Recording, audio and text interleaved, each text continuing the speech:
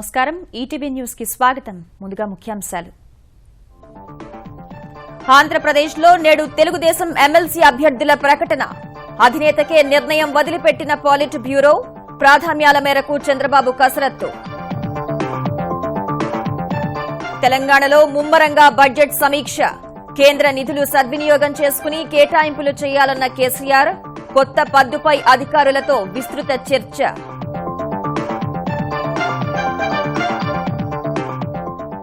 మార్చి 1 నుంచి 19 వరకు తెలంగాణ ఇంటర్ పరీక్షలు నిమిషం ఆలస్యమైన అనుమతించబోమన్న అధికారులు ఈ హాల్ టికెట్ చెల్లుబాటవుతుందని వెల్లడి శ్రీహరికోట షార్లోని 146వ భవనంలో అగ్ని ప్రమాదం పాత సామాన్ల గదిలో విద్యుదాఘాతంతో చెలరేగిన మంటలు సిబ్బంది అప్రమత్తతో తప్పిన ముప్పు తమిళనాడు ట్యూటికోరిన్ జిల్లాలో విషాదం పరిమితికి మించిన ప్రయాణికులతో బోల్తాపడ్డ పడవ మహిళలు చిన్నారులు సహా 9 మంది మృతి పనామా పత్రాలకు సంబంధించి భారత్ చర్యలు నల్లధనం వివరాలు ఇవ్వాలని హెచ్ఎస్బీసీకి తాకీదులు దర్యాప్తునకు పూర్తిగా సహకరిస్తున్నట్లు పేర్కొన్న బ్యాంక్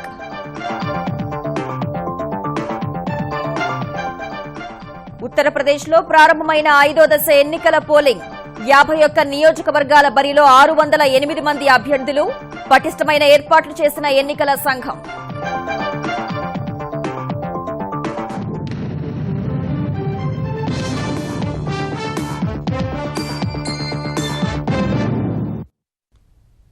తెలుగుదేశం ఎమ్మెల్సీ అభ్యర్థులు ఎవరనేది నేడు తేలనుంది. ఈ అంశంపై చర్చించిన పాలిట్ బ్యూరో నిర్ణయాన్ని అధినేతకే వదిలేయగా ఇవాళ ప్రకటన వెలువడే అవకాశాలున్నాయి. నామినేషన్ల దాఖలుకు రేపే చివరి రోజు కావడంతో ప్రకటన వస్తే ఇవాళే నామినేషన్ వేసేందుకు ఆశాబహులు సర్వం సిద్దం చేసుకుని ఎదురుచూస్తున్నారు.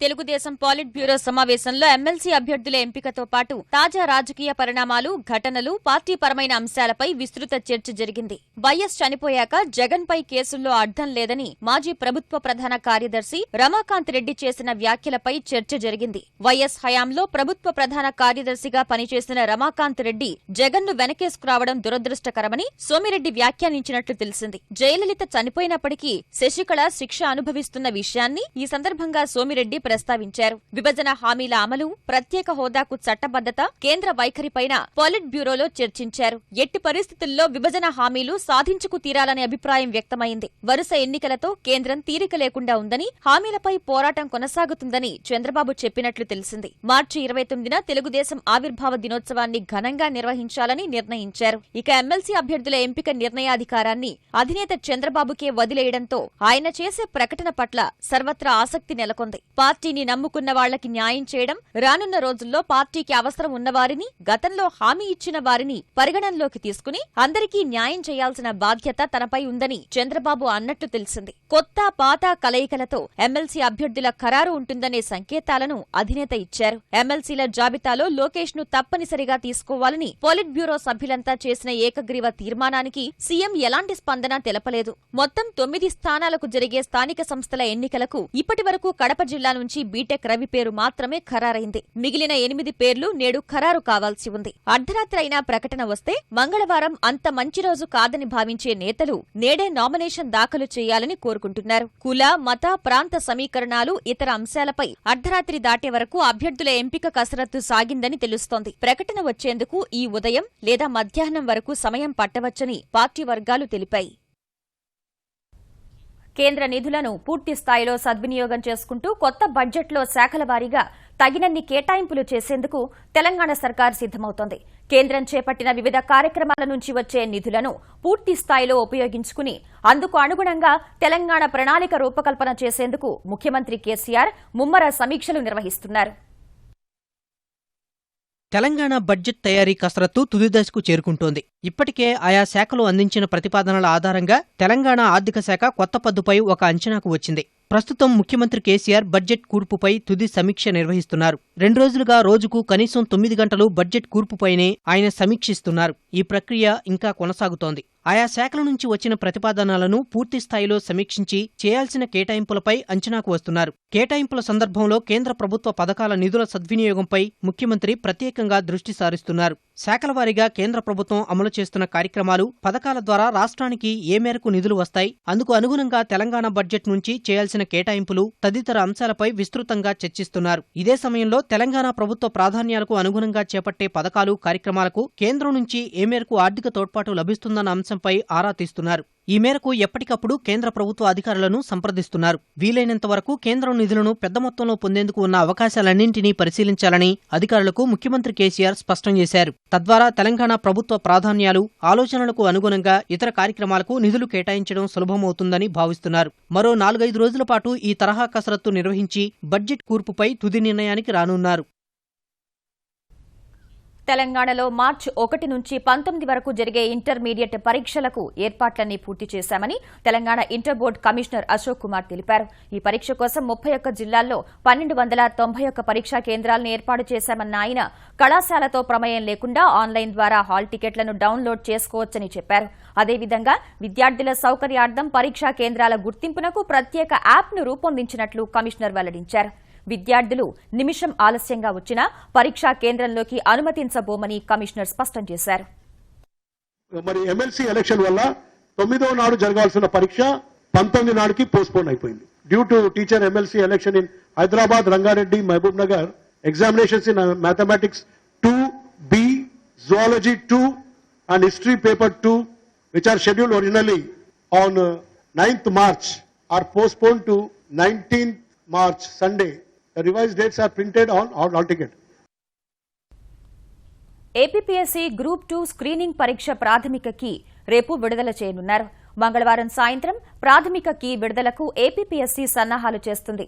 గ్రూప్ 2 స్క్రీనింగ్ పరీక్ష ప్రాథమిక కీ ప్రకటించిన వారంలోపు పరీక్ష రాసిన అభ్యర్థులు తమ అభ్యంతరాలను ఆన్లైన్ ద్వారా తెలియజేయవచ్చు.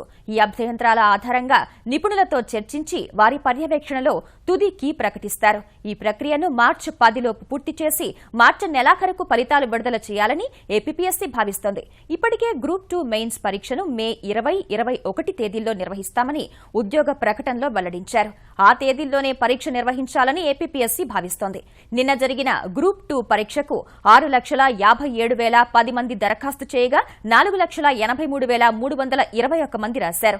హాజరు శాతం 73.50గా నమోదైంది. తద్వారా 982 గ్రూప్ 2 పోస్టుల్లో ఒక్కో పోస్టుకు 492 మంది పోటీ పడుతున్నట్లు తేలింది.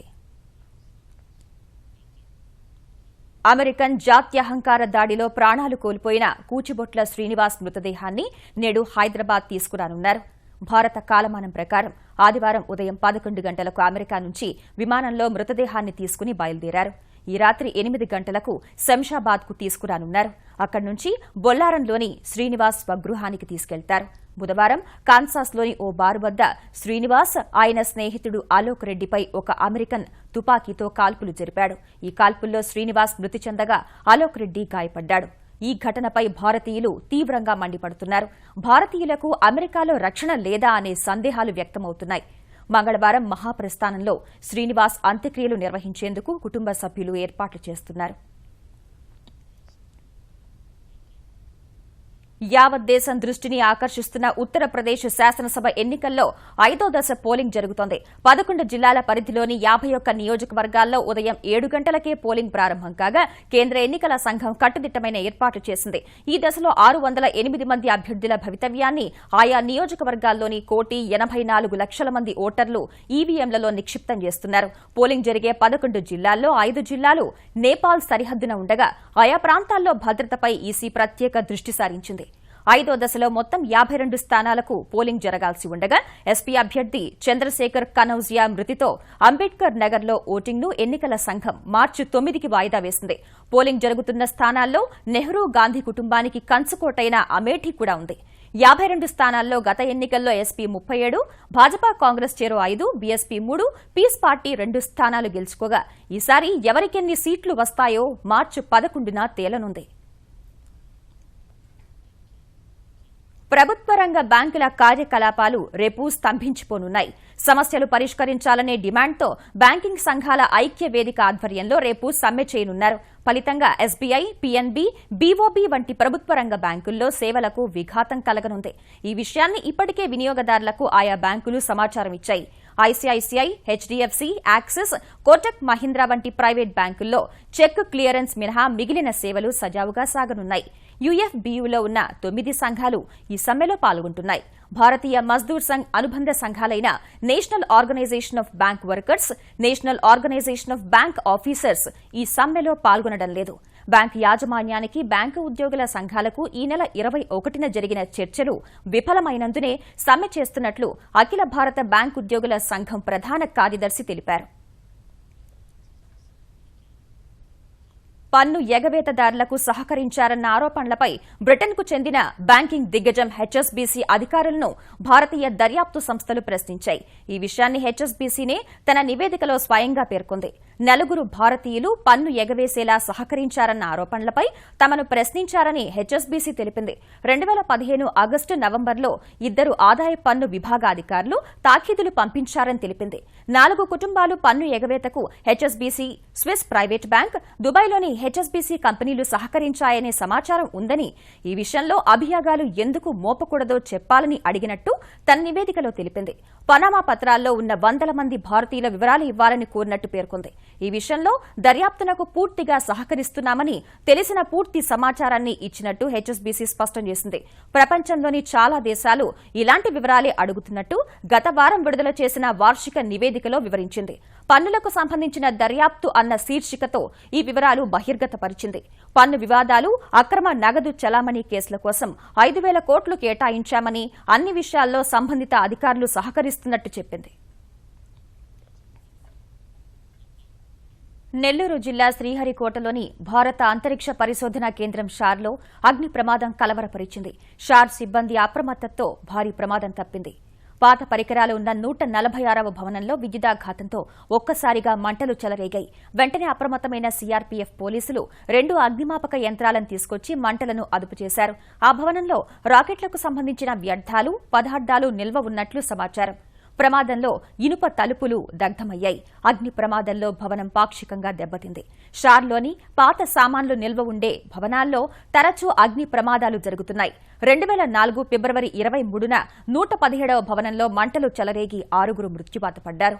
వరుస ప్రమాదాలపై అనేక అనుమానాలు తలెత్తినప్పటికీ షార్ అధికారులు పట్టించుకోవడం లేదు. ఎమ్మెల్సీ ఎన్నికలతో కడప జిల్లా నుంచే వైకాపా పతనం ప్రారంభమవుతుందని ఆంధ్రప్రదేశ్ మానవ వనరుల అభివృద్ది శాఖ మంత్రి గంటా శ్రీనివాసరావు అన్నారు. కడప జిల్లా స్థానిక సంస్థల ఎన్నికలను పర్యవేక్షిస్తున్న ఆయన జిల్లా నాయకులతో సమావేశమయ్యారు. వైకాపా క్రమంగా మునిగిపోతున్న పడవ అని, జగన్ వైఖరితో ఇబ్బందులు పడిన పలువురు ఎమ్మెల్యేలు, ఎమ్మెల్సీలు తెదేపాలో చేరుతున్నారని గంటా అభిప్రాయపడ్డారు.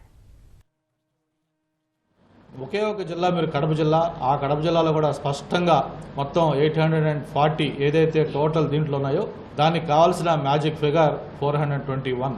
దానికి పైన దాదాపు 500 పైన సభ్యులతోటి తెలుగుదేశం పార్టీ అభ్యర్థి కంఫర్టబుల్గా ఉన్నారు. 100% భారీ మెజార్టీ తోటి బీటెక్ రవి గెలవబోతా ఉన్నారు. ఎప్పుడైతే కడప జిల్లాలో వాళ్ళ కుటుంబం నుంచి వ్యక్తి పోటీ చేసి ఓడిపోతా ఉన్నారో వైఎస్ఆర్ పార్టీ యొక్క భవిష్యత్ ఏంటో అందరూ కూడా అర్థం చేసుకోవచ్చు. ముస్లింలకు రిజర్వేషన్లు అమలు చేసేందుకు తమ ప్రభుత్వం కృషి చేస్తోందని తెలంగాణ ఉప ముఖ్యమంత్రి మహమూద్ అలీ వెల్లడించారు. తెలంగాణలో మైనార్టీల అభివృద్దికి పెద్దపీట వేస్తున్నామని మంత్రి చెప్పారు. మహబూబ్ నగర్లో మైనార్టీ ఉపాధ్యాయులు ఆల్మేవా ఆధ్వర్యంలో నిర్వహించిన ఉపాధ్యాయ ఎమ్మెల్సీ ఎన్నికల సమావేశంలో ఆయన పాల్గొన్నారు. సీఎం కేసీఆర్ బలపరిచిన అభ్యర్థికి మొదటి ప్రాధాన్యత ఓటు వేసి గెలిపించాలని ఉపాధ్యాయులను కోరారు. तमिलनाडु में रिजर्वेशन दिया जा रहा, उसी के बुनियाद पर यहाँ पर सुबीर कमेटी कायम की गई. सुबीर कमेटी की रिपोर्ट आ चुकी है. उसके बाद बीसी कमीशन हमारे रामलू साहब को चेयरमैन बनाया गया. इसकी रिपोर्ट के बाद असेंबली में बिल लाया जाएगा, काउंसिल में पास करते हुए जिस तरह तमिलनाडु में रिजर्वेशन दिया गया उसी तर्ज पर हम रिजर्वेशन देना चाहते हैं हमारे सीएम साहब. తెలంగాణలో ఉన్న సమస్యల పరిష్కారం కోసం ఐకాస పోరాటం కొనసాగుతుందని తెలంగాణ ఐకాస అధ్యక్షుడు కోదండరాం స్పష్టం చేశారు. భద్రాద్రి కొత్తగూడెం జిల్లా కేంద్రంలో జరిగిన టీపీటీఎఫ్ ఉపాధ్యాయ సంఘం జిల్లా ప్రథమ మహాసభలో ఆయన పాల్గొన్నారు. తెలంగాణలో విద్య, ఉపాధి, ఉద్యోగాల కల్పన, ఒప్పంద కార్మికులకు కనీస వేతనాలపై పోరాటాలు కొనసాగుతాయని, వాటిని ప్రభుత్వం దృష్టికి తీసుకెళ్తామని చెప్పారు. నువ్వెట్లా మాట్లాడతావో చూస్తా అంటే గొప్ప విషయం కాదు. నేను ఎవరిని మాట్లాడనీయలేదనే వాళ్ళన్న గవర్నమెంట్లో ఉన్న వాళ్ళు చెప్తే అది సిగ్గుపడవలసిన విషయం. నేను పరిష్కరించిన అని చెప్తే అది గొప్ప విషయం అయితే. పరిష్కరించినోడు గొప్పోడు అవుతాడు కానీ అనిసినోడు గొప్పోడు కాదు ఎప్పుడు కూడా చరిత్రలో. ఆయన పేరు మనం మళ్ళీ ఇనవిగా. కాకతీయ రాజులతో సమ్మక్క సారక్క కొట్లాడిందంటే మనకు తెలియదు, కానీ సమ్మక్క సారక్క కొట్లాడింది న్యాయం కోసం అని మాత్రం జనాల మనసుల్లో నిలిచిపోయింది. తెలంగాణ చరిత్రే గంత. కొట్లాడినోడే మిగిలింది, ఇంకెవ్వడు మిగల్లే. బస్సు ఛార్జీల్లో మార్పులు చేర్పులపై ఆంధ్రప్రదేశ్ రహదారి రవాణా సంస్థ కసరత్తు చేస్తోంది. ఛార్జీలు 6-7 రూపాయలున్న చోట 5 రూపాయలకు తగ్గించాలని, 8-9 ఉన్న చోట 10కి పెంచాలనే ప్రతిపాదనలను పరిశీలిస్తోంది. ఇప్పటికే ఈ అంశంపై ఆర్టీసీ ఎండీ మాలకొండయ్య కార్యనిర్వాహక అధికారులతో చర్చించారు. విశాఖ సిటీ బస్సుల్లోని 3 మార్గాల్లో ఈ విధానాన్ని ఆర్టీసీ ప్రయోగాత్మకంగా అమల్లోకి తీసుకొచ్చింది. అక్కడి ఫలితాన్ని అధ్యయనం చేసి ఆంధ్రప్రదేశ్ వ్యాప్తంగా అమలు చేసే విషయంపై ఒక నిర్ణయానికి రానుంది.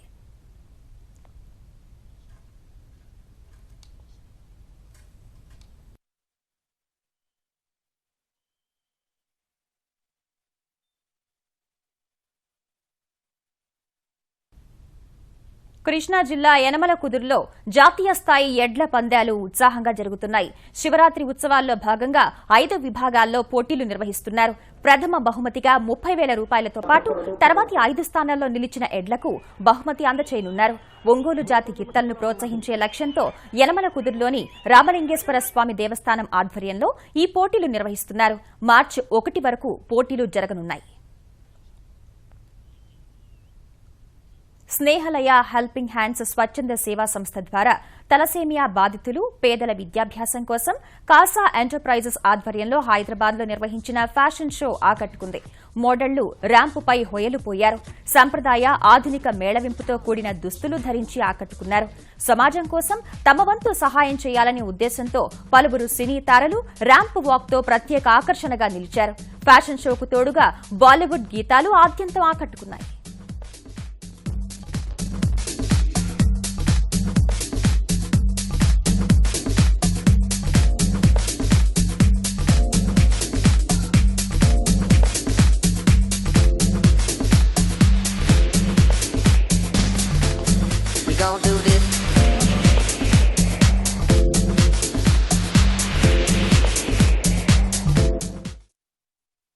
తమిళనాడులోని మనప్పాడు వద్ద విషాదం చోటు చేసుకుంది. ట్యూటికోరిన్ జిల్లాలోని మనప్పాడు వద్ద చేపల పడవ బోల్తా పడిన ఘటనలో 5 మహిళలు సహా 9 మంది మృతి చెందారు. తీరానికి సమీపంలోని నీటిలో ఉన్న ఇసుక దిబ్బల అందాలను వీక్షించేందుకు వెళ్లిన సందర్శకులు మృత్యువాత పడ్డారు. 7 ప్రయాణించే వీలున్న పడవలో 20 మంది వెళ్లడం ప్రమాదానికి కారణమైంది. అలల ధాటికి పడవ బోల్తాపడి జాలరి సహా 21 మంది సముద్రంలో పడిపోయారు. 5 మహిళలు, 2 చిన్నారులు సహా 9 మంది నీట మునిగి ప్రాణాలు కోల్పోయారు. స్థానిక జాలర్లు 12 మందిని సురక్షితంగా ఒడ్డుకు చేర్చారు. మృతుల్లో తిరుచి వాసులు ఎక్కువగా ఉన్నట్టు తెలుస్తోంది. తమిళనాడు ముఖ్యమంత్రి ఎడప్పాడి కె పళనిస్వామి నేడు ప్రధాని నరేంద్ర మోదీతో సమావేశం కానున్నారు. ప్రధానితో భేటీ కోసం ఢిల్లీ చేరుకున్న ఆయనకు ఏఐఏడీఎంకే నేతలు ఘన స్వాగతం పలికారు. ఈ పర్యటనలో ఆయనతో పాటు ఎంపీలు, ప్రభుత్వాధికారులు ఉన్నారు. నేటి భేటీలో తమిళనాడుకు సంబంధించిన పలు కీలక సమస్యలు మోదీ దృష్టికి తీసుకురానున్నారు. నీట్ నుంచి ఈ ఏడాదికి మినహాయింపు ఇవ్వాలని కోరనున్నారు. వర్దా తుఫాను సందర్భంగా ప్రకటించిన పరిహారాన్ని వీలైనంత త్వరగా విడుదల చేయాలని అభ్యర్థించనున్నారు.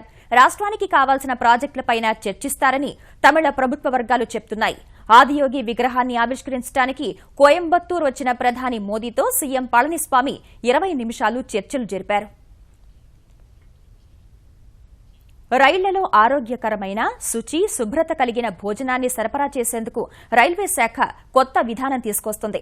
ప్రస్తుత విధానంపై వస్తున్న ఫిర్యాదులు పరిశీలించి అన్ని వర్గాల నుంచి సలహాలు, సూచనలు తీసుకున్న తర్వాత రూపొందించిన కొత్త విధానాన్ని రైల్వే మంత్రి సురేష్ ప్రభు నేడు ప్రకటిస్తారు. నాణ్యమైన భోజనం తయారీదారులను రైల్వేల వైపు ఆకర్షించడమే లక్ష్యంగా ఈ ప్రణాళిక సిద్దం చేశారు. అత్యున్నత సాంకేతిక పరిజ్ఞానం కలిగిన వంటశాలల్లోనే భోజనాలు తయారు చేస్తారు. ఈ ఆహారాన్ని ఆతిథ్య రంగానికి చెందిన వారితోనే పంపిణీ చేయిస్తారు. ఆహార బాధ్యతల నుంచి ఐఆర్సీటీసీని తప్పించి రైల్వే బోర్డుతో కలిసి మెనూ సిద్ధం చేసే పని అప్పగిస్తారు. ప్రయాణికులకు మంచి భోజనం అందించేందుకు ప్రతి స్టేషన్లోనూ ఆహారశాలలు ఏర్పాటు చేస్తారు. స్వయం సహాయ బృందాలు ఈ అవకాశాన్ని వాడుకుని ఉపాధి పొందేలా మహిళలకు తొలి ప్రాధాన్యత ఇస్తారు. పాల దుకాణాల ఏర్పాటుకు టెండర్లు పిలుస్తారు. ఈ అంశాలన్నింటినీ కొత్త ప్రణాళికలో పొందుపర్చనున్నారు. ప్రధాన స్టేషన్లలో వంటశాలల ఏర్పాటుకు అవకాశం కల్పిస్తారు. ఈ క్యాటరింగ్ వ్యవస్థ ప్రోత్సాహానికి చర్యలు తీసుకుంటారు. క్యాన్సర్ బాధిత చిన్నారులను ఆదుకునే నిమిత్తం ముంబైలో నిర్వహించిన కేరింగ్ విత్ స్టైల్ 2017 ఫ్యాషన్ షోలో బాలీవుడ్ నటులు సందడి చేశారు. ప్రముఖ ఫ్యాషన్ డిజైనర్లు అబూ జానీ, సందీప్ ఖోస్లా ఏర్పాటు చేసిన ఈ ప్రదర్శనలో big B, Amitabh Bachchan ramp walk చేశారు. ఆలియా భట్, వరుణ్ ధావన్ స్టెప్లేయగా సోనాలి బింద్రే కూడా సందడి చేశారు. ర్యాంపుపై డిజైనర్లు అబూ జానీ, సందీప్ ఖోస్లాతో కలిసి నడిచిన అమితాబ్ బచ్చన్ క్యాన్సర్ బాధిత చిన్నారులకు సాయం చేసే స్వచ్ఛంద సంస్థకు మద్దతిచ్చేందుకే తాము వచ్చామని తెలిపారు. నటులు 11 లక్షల రూపాయల చెక్కును ఇచ్చారు. ఇక ముఖ్యాంశాలు మరోసారి. ఆంధ్రప్రదేశ్లో నేడు తెలుగుదేశం ఎమ్మెల్సీ అభ్యర్థుల ప్రకటన. అధినేతకే నిర్ణయం వదిలిపెట్టిన పాలిట్ బ్యూరో. ప్రాధాన్యాల మేరకు చంద్రబాబు కసరత్తు. తెలంగాణలో ముమ్మరంగా బడ్జెట్ సమీక్ష. కేంద్ర నిధులు సద్వినియోగం చేసుకుని కేటాయింపులు చేయాలన్న కేసీఆర్. కొత్త పద్దుపై అధికారులతో విస్తృత చర్చ.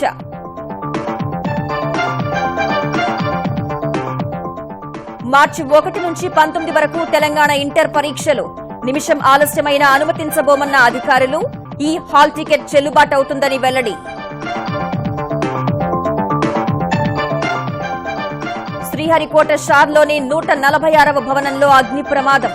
పాత సామాన్ల గదిలో విద్యుదాఘాతంతో చెలరేగిన మంటలు. సిబ్బంది అప్రమత్తతో తప్పిన ముప్పు. తమిళనాడు ట్యుటికోరిన్ జిల్లాలో విషాదం. పరిమితికి మించిన ప్రయాణికులతో బోల్తా పడ్డ పడవ. మహిళలు, చిన్నారులు సహా 9 మంది మృతి.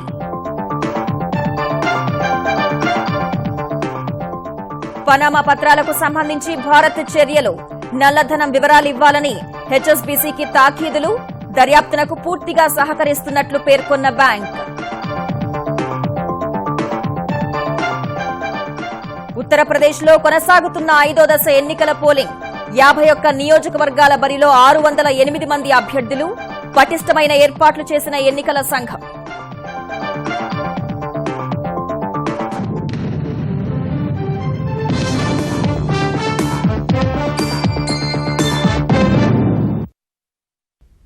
ఈటీవీ న్యూస్ సమాప్తం. నమస్కారం.